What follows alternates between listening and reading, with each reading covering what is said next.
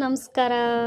ಇವತ್ತು ನಾನು ಹುರುಳಿಕಾಯಿ ಮತ್ತು ಬೇಳೆನ ಹಾಕಿ ಸಾಂಬಾರು ಮಾಡೋಣ ಅಂದ್ಕೊಂಡಿದ್ದೀನಿ. ಮನೇಲಿ ಇದ್ದಿದ್ದು ಹುರುಳಿಕಾಯಿ ಒಂದೇ ತರಕಾರಿ, ಆದ್ದರಿಂದ ಅದನ್ನೇ ಹಾಕಿ ಸಾಂಬಾರು ಮಾಡೋಣ ಅಂದ್ಕೊಂಡು ರೆಡಿ ಮಾಡ್ಕೊಂಡಿದ್ದೀನಿ. ಸಿಂಪಲ್ಲಾಗಿ ಬೇಗ ಆಗುವಂತಹ ಒಂದು ಸಾಂಬಾರು. ಚಟಾಪಟ್ ಅಂತ ಎಲ್ಲ ಕುಕ್ಕರ್ಗೆ ಒಂದು ಸರಿ ಹಾಕಿ ಒಂದು 3 ವಿಜಿಲ್ ಹೊಡೆಸ್ಕೊಂಡ್ರೆ ಸಾಂಬಾರು ರೆಡಿ ಆಗುತ್ತೆ.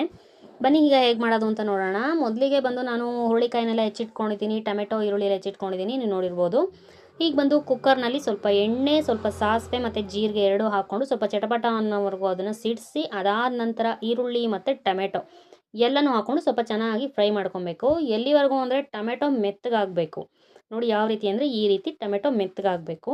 ಈ ರೀತಿ ಆದಮೇಲೆ ನೆಕ್ಸ್ಟ್ ನೀವು ಹುರುಳಿಕಾಯಿ ಹೆಚ್ಚಿಟ್ಕೊಂಡಿರೋ ಹುರುಳಿಕಾಯಿ, ನೀವು ಹುರುಳಿಕಾಯಿ ಒಂದೇ ಎಲ್ಲ ಇದ್ರ ಜೊತೆಗೆ ಕ್ಯಾರೆಟು, ಬದನೆಕಾಯಿ, ಗೆಡ್ಡೆಕೋಸು ಎಲ್ಲನೂ ಮಿಕ್ಸ್ ಮಾಡ್ಕೊಬೋದು.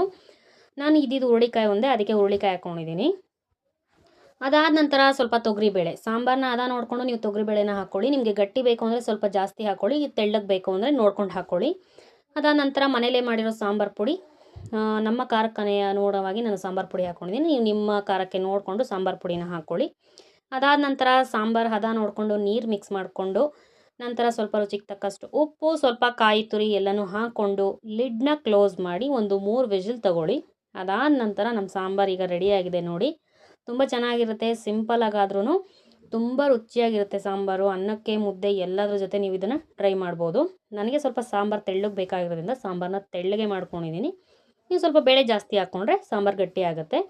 ಮುದ್ದೆ, ಅನ್ನ ಎಲ್ಲದ್ರ ಜೊತೆನೂ ತುಂಬ ಚೆನ್ನಾಗಿರುತ್ತೆ. ಒಂದು ಸರಿ ಟ್ರೈ ಮಾಡಿ ನೋಡಿ. ಉಪ್ಪಿನಕಾಯಿ ತುಪ್ಪದ ಜೊತೆ ಅಂತೂ ಸೂಪರಾಗಿರುತ್ತೆ.